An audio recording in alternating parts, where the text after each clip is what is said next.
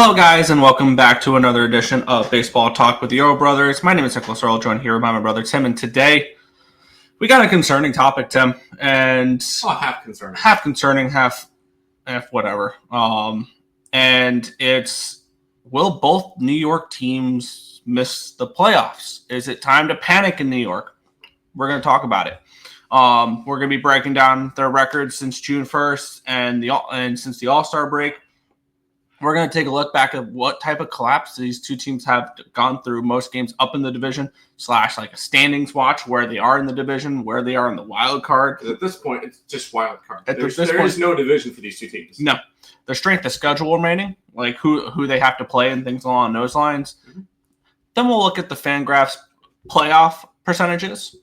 And then we have a segment at the end saying who should be worried about more. And that's going to be a really good conversation because there's plenty of components to it. Yes.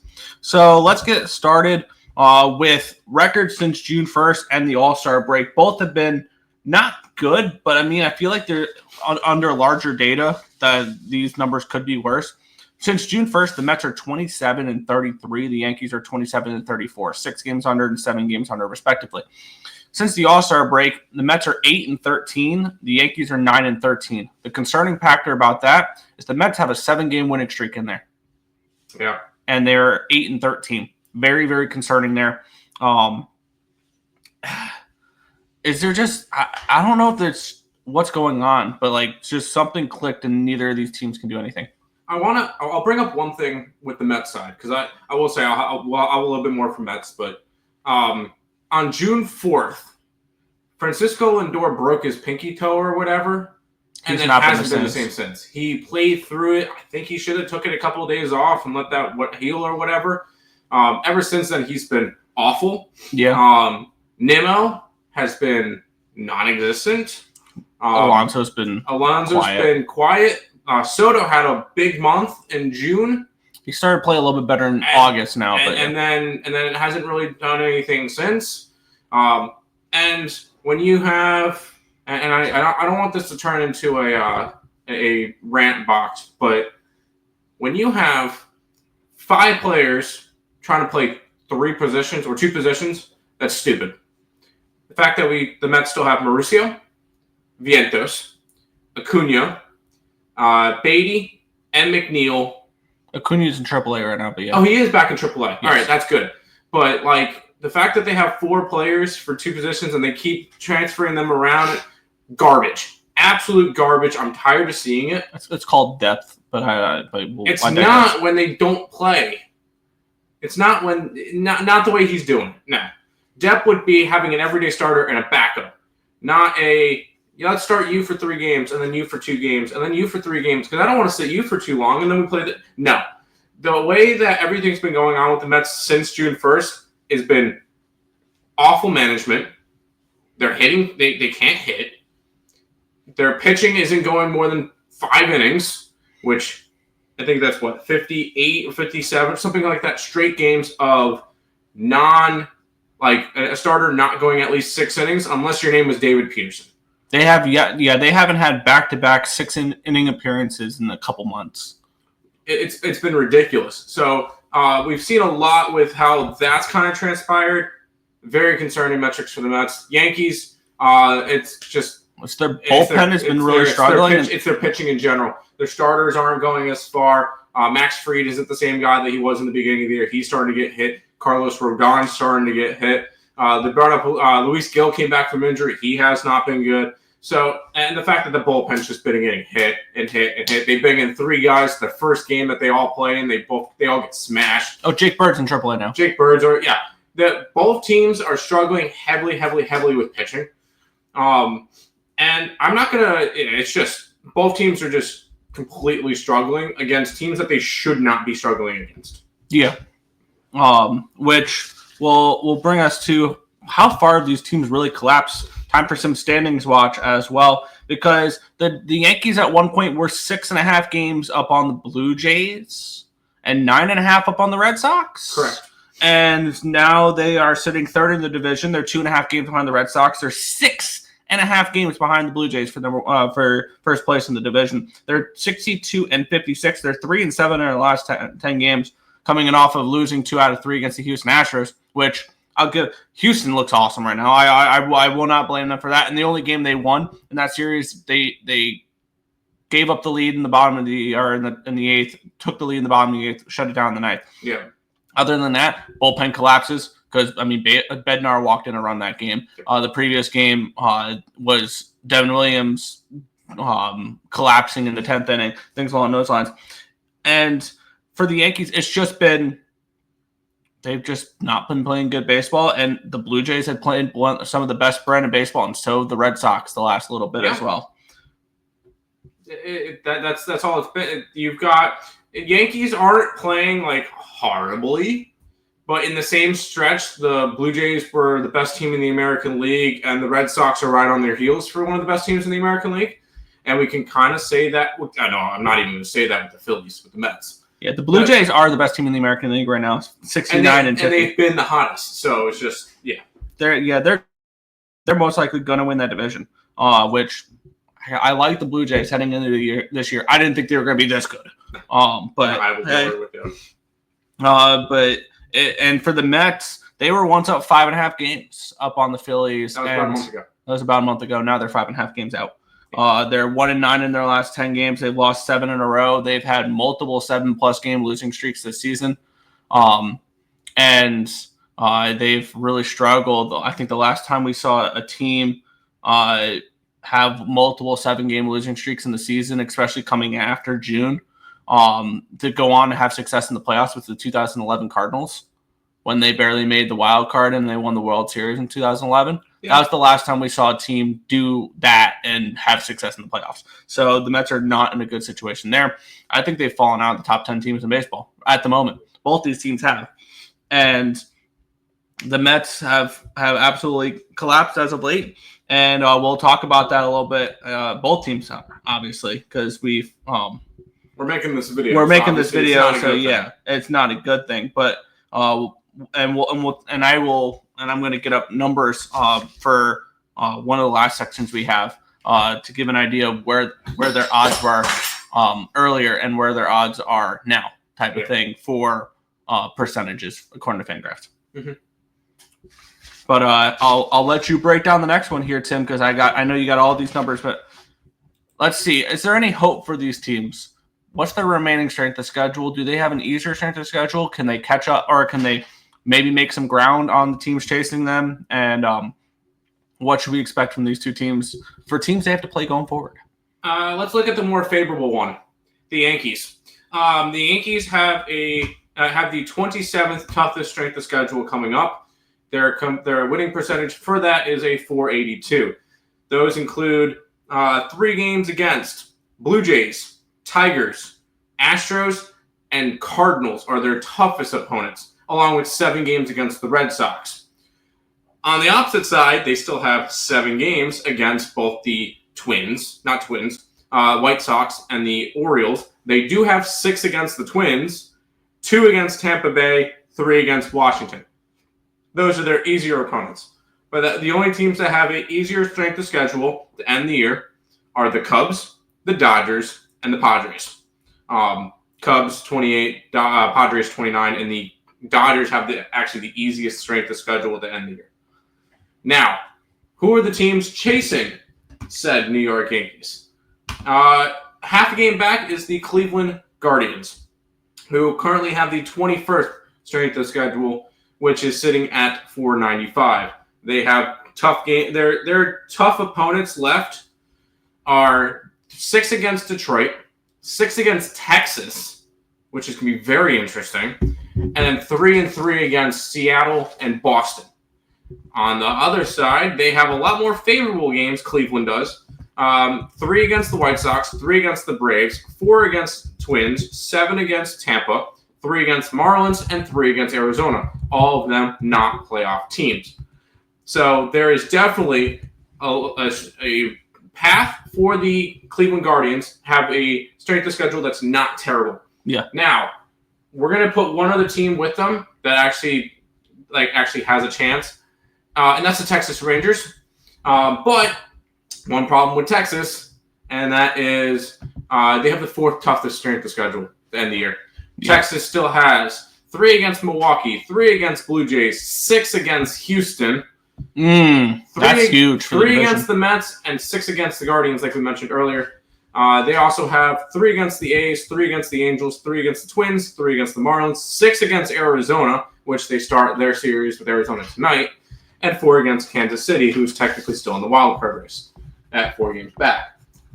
So in terms of that, I think the Yankees have a very favorable strength of schedule compared to the rest. The Mets also don't have it as bad as we think, because we're only going to compare the Mets with the Reds and the Cardinals. The Mets have the 11th toughest strength of schedule to end the year, a 507. In that, the Mets still get 7 against Philly, which are going to be absolutely massive games. Yeah. 3 against the Cubs, 3 against the Tigers, 3 against the Padres, which will be massive games for wildcard stuff. 3 against Seattle, which starts next weekend, and 3 against Cincinnati, which may be the biggest games of the year. We go and we look at the next ones.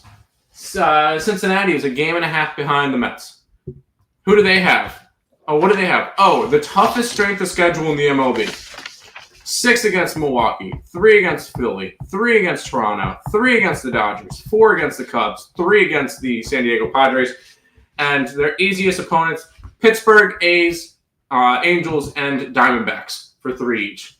So they have a lot. They have the toughest strength of schedule left in the MLB, which will end up making me want to mention one other team, because technically, also, if I'm going to include the Texas Rangers, I've got to include the St. Louis Cardinals, which the Cardinals have the 14th strength of schedule, which is even 500. 6 against Milwaukee, 3 against the Cubs, 3 against Seattle, 3 against the Yankees, 6 against Cincinnati, 6 against the Giants as their toughest opponents. The easiest opponents, 3 against Pittsburgh, 3 against Colorado, 3 against the A's, 3 against Tampa, 3 against Miami. So the St. Louis still has a better odds of strength of schedule compared to the Mets and the Reds. They just have 3.5 games to make up instead of 1.5. But those are your strength of schedule odds for you, Nick. Yeah, and we'll talk about that because I have, and we'll talk about how that relates to what we should look forward to going forward, because how do those play into FanGraphs playoff odds? I also have, and let me change it for here, playoff odds / projected win total, projected wins for these specific teams according to FanGraphs as well. So let me, in parentheses, FanGraphs. So these teams, we're panicking about them right now. FanGraphs gives the New York Yankees a 80.8% chance to make the playoffs. Gives the Mets a 77% chance to make the playoffs. So both these teams have over a 0.75% chance to make the playoffs. Yeah. However, why we are panicking, both the peaks for both these teams was on June 12th.